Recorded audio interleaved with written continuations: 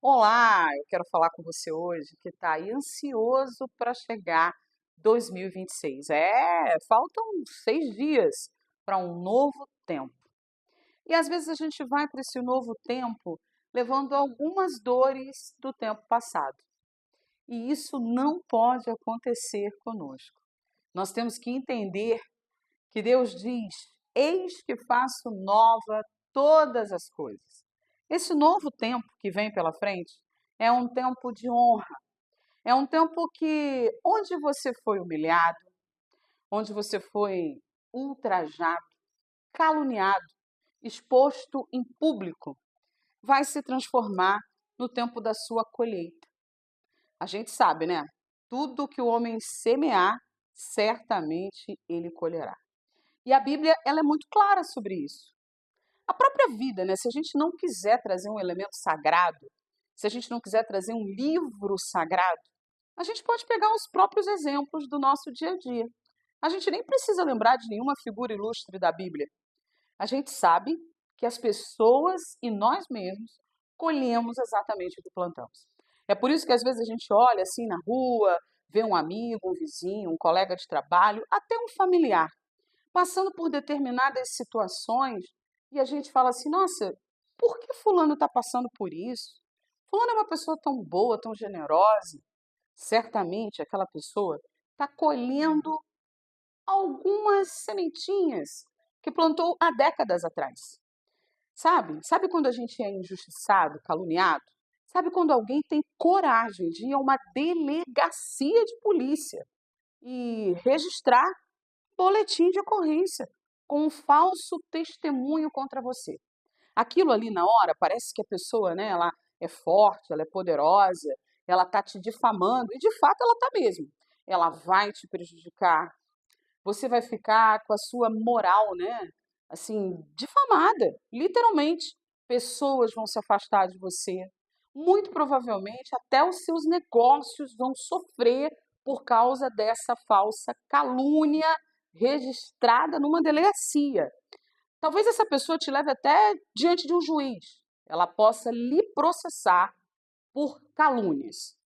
E aí você se sente injustiçado. E como é que você poderia se sentir se não fosse injustiçado? Pois a Bíblia, ela fala sobre os caluniadores e ela fala também sobre os injustiçados. Deus, ele é tão tremendo que ele pensou em tudo. Afinal de contas, ele nos criou com os nossos defeitos, com as nossas qualidades. E se no céu ele mesmo foi traído por alguém que desejou ser ele, e se ele ainda hoje lida com o invejoso até a consumação dos séculos, por que nós não teríamos também que aprender a lidar com o invejoso, aprender a lidar com caluniadores, aprender a lidar com a hostilidade humana? Só que para tudo isso, Deus tem a resposta. A primeira delas é que nós não devemos nos vingar de ninguém. A Bíblia diz que a nós pertence o perdão e a vingança pertence a Ele. E Ele é justo e bom. Por um tempo, você vai sofrer o dano. Por um tempo, todas essas calúnias, essas angústias, provavelmente elas vão te deixar um pouquinho doente. Doente fisicamente, espiritualmente, emocionalmente, financeiramente. Você vai sofrer o dano. Isso está na Bíblia, né? Grandes homens e mulheres sofreram o dano. Judas foi um caluniador. Jesus sofreu o dano da calúnia de Judas. Por que nós nos livraríamos então, se o próprio Filho de Deus foi caluniado, morto na cruz do Calvário, o que era a maior vergonha de todos os tempos naquela época? Morrer na cruz era a pior coisa que poderia acontecer a uma pessoa. Talvez hoje a pior coisa que possa acontecer a mim e a você é ser cancelado nas redes sociais. Não é verdade? Mas naquela época era a morte de cruz. Porém, com 3 dias, passados apenas 3 dias, Jesus ressurge entre os mortos. E ainda hoje ele é o nome mais falado na face da terra, por bons e por maus. E é exatamente isso que Deus faz com quem é caluniado.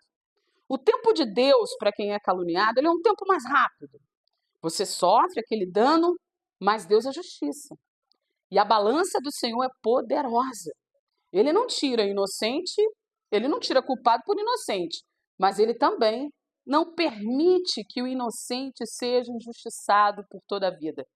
A Bíblia fala que ele não se esquece do pobre. O que é um caluniado?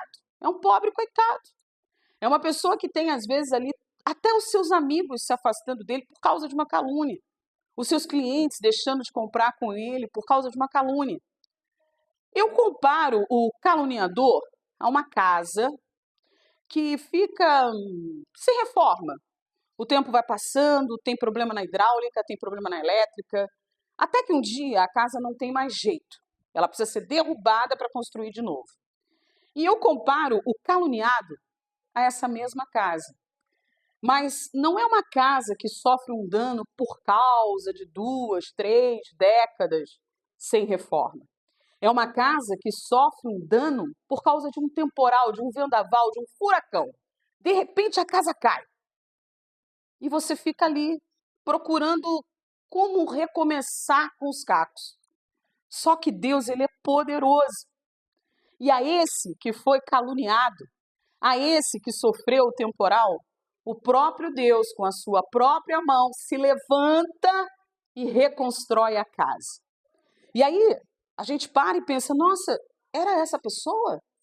Olha onde Deus colocou, olha o que Deus fez, olha como Deus honrou. E aí aqueles que se afastaram começam a voltar. Toda a história mal contada tem a mão de Deus para ser esclarecida. Mas uma coisa o caluniado tem que fazer. Ele precisa se apegar ao Espírito Santo. Ele não pode ter amargura no coração, senão o caluniador vence. Pode deixar tudo acontecer. A única coisa que você não pode deixar acontecer com o seu coração é que ele seja contaminado pelo ódio, pela inveja, pela competição que o caluniador tem contra você. A Bíblia diz claramente, se há algo a ser guardado, guarda o teu coração. Nessa virada de ano, agradece por tudo, principalmente por aqueles que lhe jogaram pedras. Não se joga pedra em árvore que não dá fruto. Certamente o Senhor dará a cada um segundo a sua colheita. Vá para 26 sem nenhuma raiz de amargura no seu coração, porque o renovo de Deus sobre a tua vida vem como em Pentecoste, é um de repente. O caluniado, ele não precisa se preocupar em como reconstruir, porque Deus dá em dobro. No lugar da sua vergonha, terás dupla honra. Eu te vejo amanhã.